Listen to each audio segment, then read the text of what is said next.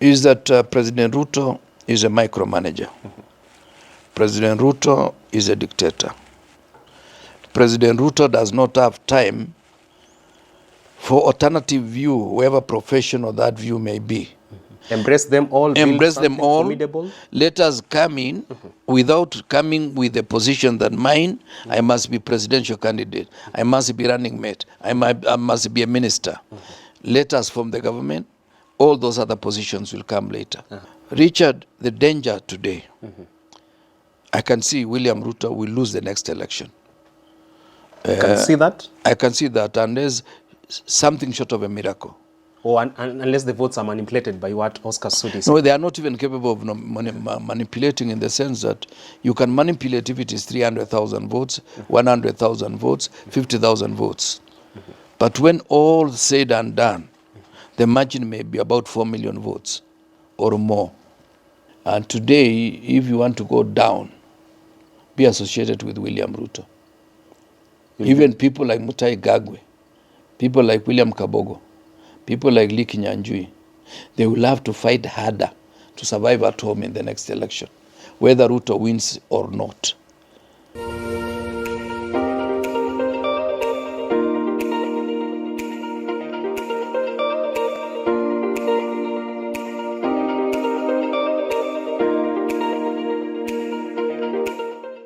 It is such a privilege to have you on Richard Mwenja Exclusive, our second edition for the year, with Honorable Kipruto Arap Kirwa. We are here ready to dissect the day's conversation, matters to do with national interest, and we believe that what we do here on Richard Mwenja Exclusive is by and large civic education. I'm Richard Mwenja, welcome to the conversation. I'm so glad to have your company with us. Waziri is still with us, looking more youthful by the day, now doing less of kaunda suits, big on blazers. How are you doing today? Quite okay, but my kaunda suits will come back because the weather is going to change to be hotter as we go towards March. But by April, I will be in full tie all the way to June. Agency is telling me, please advise Waziri Kirwa to don kaunda suits only after June 25th this year. Oh, but is not it? before then. Okay. They don't want to associate you with. Oh, the other fellow.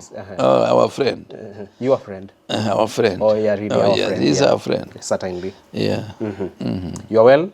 Very well, I thank God for it. We get energized every other day because there is hope in Kenya. I do not want to spell doom, despite the fact that this regime has messed us in many ways, but there will still a lot of hope. A lot of hope in the fact that our population has a level of resilience. When you think things are tipping over, there is always some kind of divine providence that brings us back to the rails. Yep. You seem to be the one spirited here for people in your league who've served this nation in different capacities, but there are equally others who are dispirited as we talk, and I'm going to cite two. One, CS for Public Service, Justin Muturi. The second, Peter Mbai, who just resigned from his role as head of government delivery services, citing frustrations from the government he is serving. For the case of Justin Muturi, he's been out here exposing the skeletons of the government of today, more particularly when it comes to human rights and the issue to do with abductions. He's gone bare knuckles and saying we cannot continue doing things this way. It is not tenable, it's not sustainable, and it's not the right thing to do. I want to understand, sir, when state officers come to the full glare of the public, openly bring to show the ugly side of the government, yes, for the right reasons, but would you question also the timing in their revelations? Would you consider this to be a little, too late for the case of Muturi and Peter Mbai? Well, I would want to say the following, that there is always time to do good. And it's better somebody says something than to keep quiet up to the end of the session. And I strongly believe for the Honorable Justin Muturi, he had every reason to get aggrieved. Whether he has done it now or he should have done it then, perhaps he has been having internal consultations, which consultations should have yielded certain results, because he is an interested party, given the fact that his own son was abducted. So he has done the right thing, and I just pray that he also takes the next step to exclude himself from this government, so that together we can move towards a new political arrangement which arrangement should actually respect the rule of law, which arrangement should also respect the mandate of the people and not take it for granted. So that is what I can say. On the gentleman who resigned in Mbaye, he was very clear. He said he has been consulting, and the consultations came to a knot. And one thing that is very important that he said is that he realized the way systems are, they are not likely to deliver, because he was going to be in charge of delivery unit. It therefore means he himself, because he was picked, perhaps after looking at his CV, his qualification, his competencies, his experience in that particular sector, and perhaps he has the capacity to discern systems, identify weaknesses, and do some kind of remedy for those systems to deliver. He says he was not given a chance. Of course, I was able to see a letter in another section of the media that because he was appointed under the tenure of former CS Moses Kuria, and therefore Moses Kuria ceased to occupy that office as a minister. Therefore, his services were rendered null and void. Now, it tells me something, that this system does not have respect for the Public Service Commission.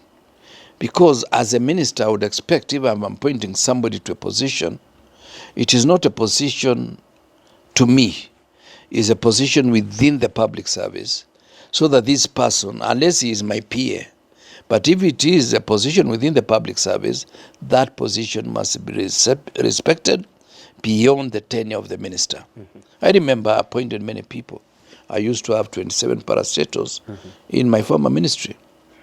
And there are some managing directors that are appointed within the year that I left office. And they served for the full term of 3 years. Some even got an extension beyond my tenure of office. And therefore, we need to be told, how do you tie an individual to an office of a minister and yet is supposed to be part of the public service appointees? That's something that we need to be told. The missing link. There is a missing link, that if a minister today was to appoint you to a certain position and he dies tomorrow, therefore that position also dies with him. That's the kind of conversation we need to know more. There's an argument in town that after the revelations by public CS Justin Muturi, there are those who are quick to believe that he's out here to play the Gachagua script. That is, play to the tune of the gallery, come out as a political martyr of Mount Kenya, just so to win the popularity from that particular bloc in preparation for the bid come 2027 or thereafter. Do you think there could be an ounce of truth in that? But you see, in all the decisions we make as politicians, they are strategically informed. Whether his intention is to play to the gallery, whether his intention is to be relevant in the next political dispensation, whether his decision is informed by the fact that there are certain frustrations that he has been trying to address internally. For me, I like the courage that he has now come out, is now joining other Kenyans to say, yes, abductions are real. And it is not about the children of the lowly. It's also even the children of the ministers are abducted because these children want to be children. You know, I remember, and I like referring to my brother, William Ruto, when he was asked about the daughter, saying she's got the office of the first daughter. And he was probed by the journalists. He said, let Charlene be a child. Leave Charlene alone. Let her be. Let her be a child. So Muturi's children also should be children. That my child should not be different from your child. Just because I'm a former minister You are a former student of University of Nairobi. Children should be children. Whatever afflicts my child should also afflict your child, because they live in the same environment. So for Muturi's son to have been abducted tells you there is something that runs through this regime. They don't want an alternative view. Yeah. I want to understand something. You've talked about the need for us to embrace those with alternative view. Yeah. And for the case of now the former head of Government Delivery Services Unit, Peter Mbai, he has cited there being toxic work environment in that particular docket that he was heading. And if a leader of such a crucial docket cites toxic work environment, and you've been out here saying fish rots from the head, does that then mean this road started from the very high office, at the office of the president? It's just trickling down to other sectors of public service. And probably there could be more state officers who are going to come out in the fullness of time. What I've said, and I run the risk of repeating myself without any measure of contradiction, Sure. is that President Ruto is a micromanager. President Ruto is a dictator. President Ruto does not have time for alternative view, whoever professional that view may be. And this therefore means the officers around him will be waiting to hear what does the boss want. And that seems to be running through, and people like Peter Mbai are proving us right, that whatever we've said in the past, whatever we are saying now, is that the president is not ready for any advice. The president is not ready for alternative view. The president is not ready for anybody to tell him things can be done differently. Yeah. Very well. Let me bring you to speed with one fashion designer, that is Kwame of St. Osei Clothing. He's behind this colorful shirt that I'm wearing today, this African print. Here on the show, you can get him via the WhatsApp number at the bottom part of your screen. That is 0723456589. Call him today and get your outfit delivered within a record 72 hours. You can also visit him in person at his shopping unit that is located behind Astral Petrol Station on Lenana Road. Also find his other shop at Mama Shanti Complex and at Quickmart, that is along Gitanga Road. Do visit him and he'll give you value for your money, and you'll do more than just showing up once you don outfits from his particular fashion house, that is St. Osei Clothing. Waziri, let's switch gears and talk about alignments and realignments in Kenya's political landscape. And the conversation in town is that we are going to experience mass exodus from this camp to the other camp in the next few months or within this year. But one that might be out here for people to see clearly is what Gachagua is trying to do. Probably there's a party in the offing, and people are roping in people like George Natembeya, governor of Trans Nzoia. They believe there could be a collision in the making between him and Rigathi Gachagua. Not just that, we're also looking at probably rebranding of Azimio and probably a new coalition also coming on board. So let's understand first, in the architecture of new parties that are going to come up in the near future, or even coalitions, what should be the cornerstone, even before we talk what could be in the offing between Gachagua and Natembeya? Well, they say history repeats itself. In the run-up to 2002 general elections, there were three individuals, two men and a lady. The lady is our sister, Charity Kaluki Ngilu. The two men is the late Mwai Kibaki, who became our president, and the late Kijana Wamalwa. They came from three political parties, having run for presidential election in the year 1997 and lost to Moi. In the run-up to 2002, they decided we have tried separately and we have not achieved what we expected. If we try jointly, we'll have a bit of government. That should be the message that any person in the alternative should be thinking about.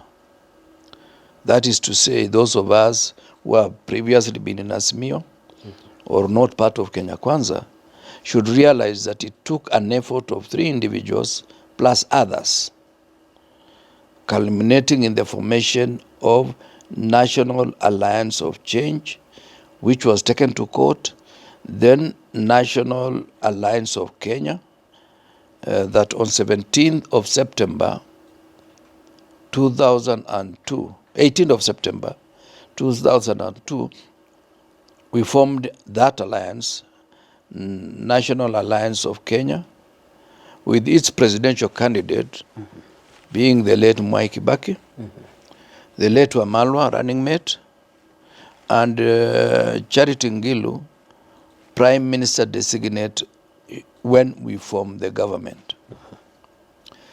That took shape subsequent when KANU elections in Kasarani turned to what the late Joseph Kamotho was calling Kasarani ilikuwa Kisirani, where those who are in LDP, include led by Raila Odinga, the late Saitoti, the Honorable Kalonzo Musyoka, the Honorable Ntimama, the Honorable Mudi Awori, the Honorable Joseph Kamotho, the Honorable Chirao Ali Mwakwere, the Honorable Balala, Najib Balala, and many others decided they were leaving KANU, and upon consultations we came together as National Rainbow Coalition. That is NAC. NAC. And we won with a majority of 66% of all the votes cast. So, in short, that is a lesson for those of us who are not in Kenya Kwanza, that the best way to form the next coalition is not to ignore anybody. Starting with Gachagua, he has a constituency that is well defined, which is a runaway constituency from the previous arrangement with William Ruto in 2022. People like Kalonzo Musyoka as a constituency that he has proven to deliver to Raila 3 consecutive elections, even when he was not a running mate, of over 2 million votes. People like Fred Matiang'i, who in the test of time has been seen to be a favorite of the young generation. People like Natembea, who are seen to be rubber rosas, but almost having certain rhythm with the Luya nation. Hold it at that, rabble rouser. Yes. Yeah, rabble rouser. But he has a certain liking from the Luya nation. People who are seen to be a bit quiet, like Eugene Wamalwa, people like Kioni. What I want to tell them, and of course I'm part of it, is to learn to tolerate each other. If they don't tolerate each other, William Ruto will be the next president. You're inviting them to have open arms? Yeah, open arms. Tolerate each other. I remember somewhere in Abadeas, in the run-up to 2002, I think it was 2001, we had a problem now that we are forming this National Alliance of Kenya. What will be the symbol? There were 3 possible symbols. One, Masai Mbele. The second one was Simba. The other one was lantern, taa.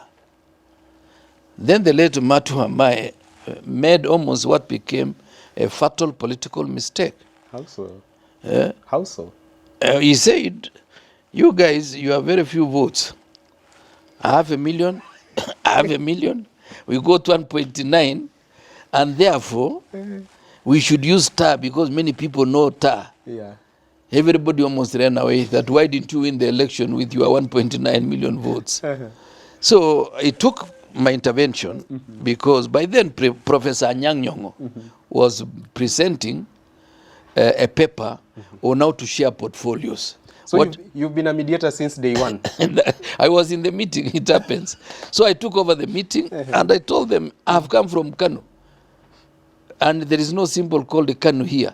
What we are trying to do is to create a new departure from the past for us to make a difference and defeat Kanu. Paradigm shift. Yeah, paradigm shift that completely. That will deliver the change we want. Yeah, don't tell us because you are used to tar, kila mtu is tar. In fact, for your information, Richard, tar was my first symbol. Oh, really? When I ran for elections in 1989. And did you win? I won. With your tar? I won the election nomination with my tar because by then, Joko was reserved for Kanu. And you cannot be Kanu because you are subordinate to Kanu. So the late Masinde Muliro alikuwa, he had Simba, I had tar, and some other guy, I can't remember, whatever. So my tar won. Kapeleka nuru gizani? Peleka nuru, nilikuwa naimba mambo ya badilika. Yeah, peleka nuru gizani. And I was young. So anyway, on a serious note, you cannot ignore anybody. In short, I'm saying you cannot afford to ignore anybody and you expect to win. Embrace them all. Embrace them all. Formidable. Let us come in without coming with a position that mine, I must be presidential candidate. I must be running mate. I must be a minister. Let us form the government. All those other positions will come later. Yeah. Good enough that you've brought the conversation about how we should go ahead with the realignments and alignments in the side of politics. And let's narrow down to Rigathi Gachagua, our former deputy president. Yeah. Maybe people are sitting back here and wondering that, yes, Rigathi Gachagua might be consolidating his machinery to give William Ruto and other competitors a run for their money in 2027, even if, whether he'll be the one carrying the flag or not. But then again, there are those who believe that if Rigathi Gachagua is not careful, he runs the risk of overshooting the runway. Let's go with the latter. For him to avoid overshooting the runway, even as he prepares for future political bids or that of his allies, how should he navigate that path? One, I'm happy about the steps he's taken so far. The only thing that I was a bit worried and a bit nervous about is that let's not spend time talking about problems of the current regime or whatever happened in the past. Let us not to be seen to be crying babies. Let us consolidate the ground. Let us look at the message. What is it that we can do differently from what the current regime is doing? That, to me, is my message. Let us reach out to everybody. I'm happy. I saw him the other day with the former MP for Machakos Town, Dr. Victor Munyaka, and I've seen him with a number of individuals. Manyora residence is now a beehive of activities. Yes. For me, that is very useful. He needs to up it by also consulting at a certain level and coming to the table not with certain fixed position. We come to the table, we discuss, let the best answer carry the day. That is the way I'm looking at it. And as to whether he's going to overshoot the runway, I know, yes, he has done one term as an MP. He was administrator. He was the deputy president for 2 years. I'm sure all that cumulatively put together, he knows what to do, what to say, and what not to say. That is my request to him. Yeah. Well said. So I want us to advance this conversation further about the alignments and realignments. And if indeed there are those who want to oust President Ruto come 2027 elections and herald the changes they desire, let's face the hard question here. Are we living a lie saying that Gen Z, by themselves, they can send President Ruto home, or they need to have other other oligarchs join them on board so that they can consolidate their power? Well, I don't know the registered number of voters who comprise what we call the GNC. Some people put it at 5.9. Others talk about 8 million. So the number is in between. And for me, when you are fighting an incumbent regime, every vote counts.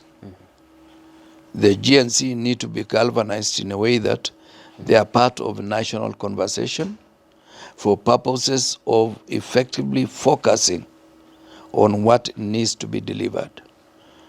Richard, the danger today, I can see William Ruto will lose the next election.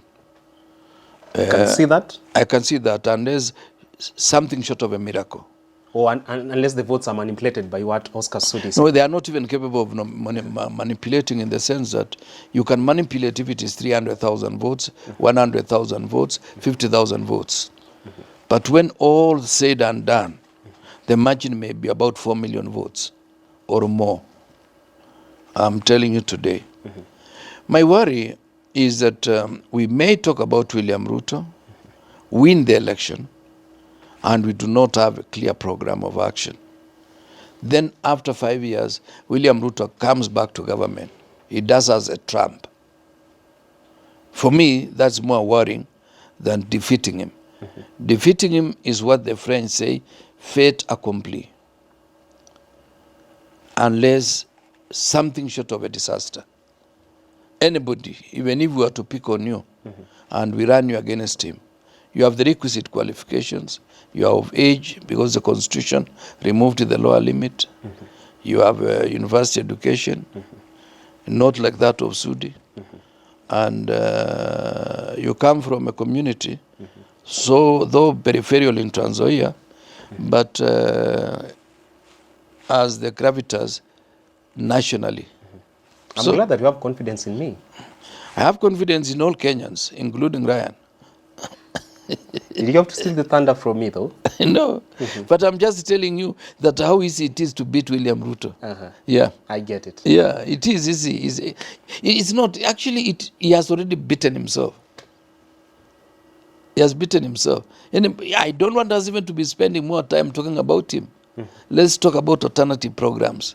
How do we want to run health care? How do we want to run housing? For President William Ruto, on your end, you seem to believe that only divine intervention can make him win the next election. Yes, that's the way I look at it. But based on his delivery so far, he's done and dusted. Nothing, apart from lack of effective delivery, there is lack of effective communication. There is display of opulence. There is also display of arrogance and condescending attitude against the people of the Republic of Kenya. Yeah. That's it. Yeah. Waziri, still talking about those who probably might herald change for us, and especially for those who believe Ruto is not the solution here. Matiang'i, as young as he may be, and other people there in like Okiya Omtata maybe, and we're talking about those who've been floated this far probably to take over come the next election. They seem to be a favorite of the Gen Zs. But then again, on this path for them to consolidate power so that they can oust President Ruto, what should be their first point of call? You say there's need for them not to work alone. They need every vote that they can garner. What should be the first point of call? I think they should be the ingredient that we rein in bad manners that may want to emanate from the alternative view. Bad manners in the sense that let them not allow anybody to go it alone, because you are fighting a sitting regime. Let them also identify clearly the issues and articulate those issues in a way that they can be put in a manifesto and they are implementable. Let them also look at other alternative ways of running a system in a more efficient manner, spending less to run the system, but gaining more from the efficiency of that system. Usually they say in democracy, we want less of government use of resources, but more of facilitation so that the private sector can engender the necessary changes required for purposes of economic development, employment, and opportunities in investment. That should be the work of the Gen Zs. They know this digital space better than me. They know what is the future of Kenya, perhaps better than me, because for me, I will be talking about the past, but they will be talking about the future.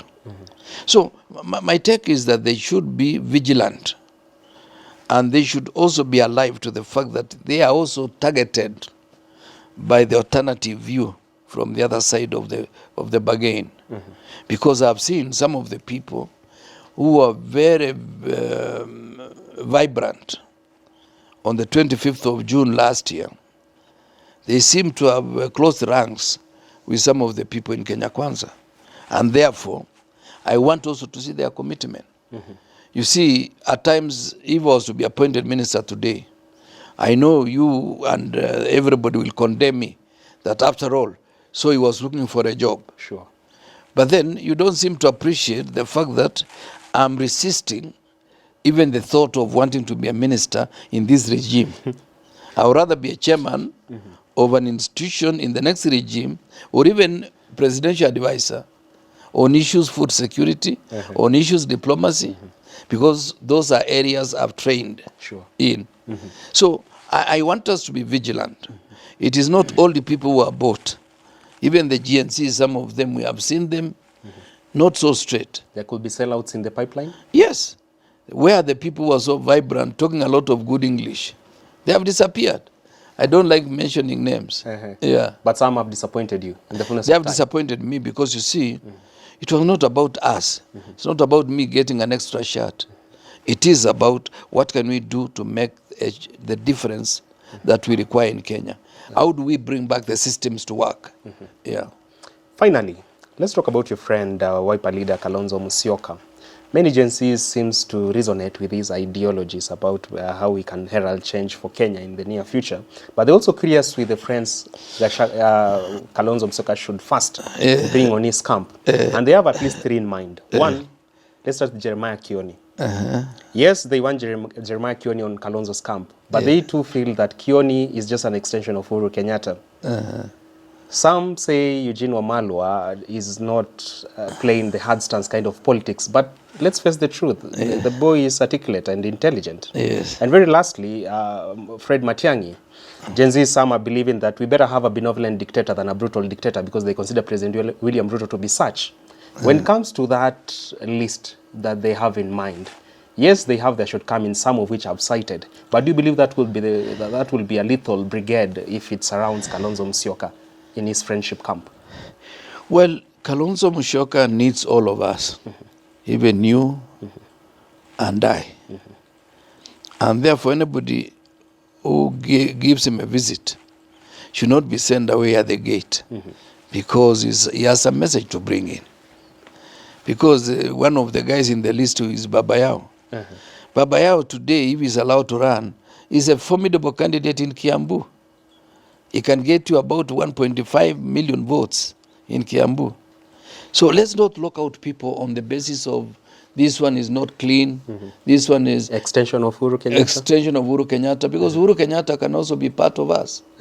After all, we need his support, even his one vote. Remember, to win a presidential election is 50% of all the votes cast plus one vote. That may be that of Uhuru Kenyatta. Waititu could bring that one vote needed. Yes, he can bring more than one. He may bring 1 million votes. So I want us to accept that our major problem in this town today is the current regime called Kenya Kwanza. And the only way we can do a devastating blow to Kenya Kwanza is for all of us to accept that none of us is blameless. We all have fallen short of the glory of God because we have sinned. And our sins can only be cleansed with divine providence, not through me telling you your shirt is not clean. Not through Benny Hinn or any other. Benny Hinn, those are funny idiots. You know, those are people. You can't use idiots on them. Oh, but they're con men in town. False prophets? I don't know because I'm not qualified. But Benny Hinn, you know, the scandals he has caused in his own country of origin. Some would say it's because Kiru is not a believer. They cannot associate you with any church in Kenya. I never came here. I never came here to declare my faith. I get it. But the truth is that I'm baptized. Yes, I'm baptized. And you visit church on Christmas, perhaps Easter? No, even I visit so many churches almost every other weekend. Yeah, I just don't keep it to one church. Yeah, which I believe is the one that baptized me, and I still believe in that faith. Yeah. Fair enough. As we gravitate towards the climax of our program today, President Ruto is on a spree to garner as much friends as he can, and one of those he's going to tap their friendship just so to help him build up his political stature is Amani Sasa Foundation leader, or I should say ex-Mungiki leader, Maina Jenga. And I want to understand, you've been a seasoned leader in this country. How much of a minus of positive is it for President Ruto to have Maina Jenga by his camp? And for Maina Jenga himself, do you think he's exaggerating his abilities out of illusion? No, I think Maina Jenga, I give him some modest respect, given the fact that he has suffered in the past because of his political conviction. Of course, when I saw him mobilizing people the other day and looking like he's mobilizing them in favor of the regime of the day, I realized money must have been spent. Yes, because that's not easy money to mobilize such a crowd. And you could see that crowd was not a crowd that you could say it was organic. They came because there was a purpose. And the purpose was not properly defined. You know, I'm not a magician, but I'm somebody who has done industrial psychology, and you can read body language. So it is good for the president to extend to many friends, those who are not with him in the last election, including Uhuru Kenyatta, including Raila Odinga. But they say a drowning man clicks at the straw. I feel Maina Jenga was a straw that William Ruto is trying, as he's drowning, he is clinking on it. He will go down with him. And today, if you want to go down, be associated with William Ruto. Even people like Mutai Gagwe, people like William Kabogo, people like Lee Kinyanjui, they will have to fight harder to survive at home in the next election, whether Ruto wins or not. These are facts. Even today, if he was to invite me, I'll run away because I still want to reserve my space as a political, to be of political value. But what if he needs your help to save the sinking ship? Well, it's after elections. Not before then? Not before elections. And I can advise him without going to him. Yeah, if he can give me his email address, I'll be writing 2-pager every day. That today, you should not have said this, you should have said this. I don't have to work with him. He has enough professionals. And he's not respecting them. Why do I think that he will respect me more? What have I done? How special are you from the rest? Yeah, how special am I from the rest? People who have done governance up to PhD level. People who have done international relations. Honorary degrees here and there. Wachana na hiyo Yasudi. Yasudi wachana kabisa. You know, let me not say anymore. Wachana. But right. You know, he came out in a very elegant way. He knows how to match. Yeah, I liked that. But I could see hollow. So because come on. How can you call a PhD? Even today, I have 2 masters. From an international university, by the way. You know, whether it's international or local, that one was just below the belt. Mockery to academy? Yeah, it's a total mockery. Give us people who have done some things. Bring in Njenga Karume if he was alive. He may not have gone to school, but there is a track record of performance that yes, given the alternative, this is what he has done, which is beyond what many academia, people who belong to academia have done. So, but don't tell us, Sudi. I'll get him on the same panel with you sometime. So. And I will not come. You won't? What language are we going to use? Kalenjin? Sawa. Can Sudi construct three sentences in English? At your age, can't you be polite? Because someone no, why you bare knuckles on young people like Sudi? He is not young. He's already over 40. You see, if it was somebody like you or Ryan or Faith or Cecilia here, I would say, okay, give them the benefit of time. But Sudi, PhD. Then the other one was, I think there were 4 of them lined up. I said, okay. But you need to wind up your PhD sometime soon. You know, I finished coursework. My topic is now clear. I'm trying to do some research. Yeah. And your book is long overdue. But people don't want you to keep information when that time comes. They're saying if Kiri is going to write a book, go full throttle. Do not leave any stone unturned. But that's why when I come here, I say all the things that I've gone through. Yeah, so that when I write my book, it will be a confirmation of the journey that I traveled. We don't want to see you all defending your bosses. Who? Which boss now? When you write your book. No, in fact, my book I'll be dispassionate because I know by now I don't have any boss. It can be a partner. Who can be my boss? Even if Kalonzo Musyoka became the president tomorrow, I'll not call him my boss. He's my partner. Who? The last boss I had was Kibaki. So in your book, you'll say his strengths and also the lowlights. Yeah. But he has more strengths than the law. The only thing, he never wanted to mention anybody's name. I mentioned many people's names, and I think I have not learned from Kibaki. He used to say, huyo mtu, huyo. Yeah. Good enough. At that point, allow me to take the conversation to a wrap. We've been discussing matters to do with the state of politics in this country. A raft of issues we've unpacked for you. It remains to be seen whether you'll tap into the nuggets of wisdom from former Minister Ruto, Arab Kirwa. He is an intelligent man, that is for sure, and also a working repository of history, something that should be studied in schools. I've always told you that.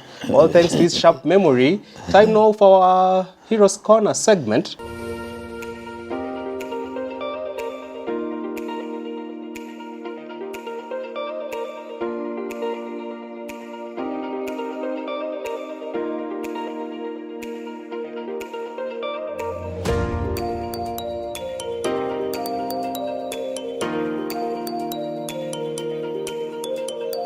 Thank you. I think we have to hang around East Africa. Oh, good.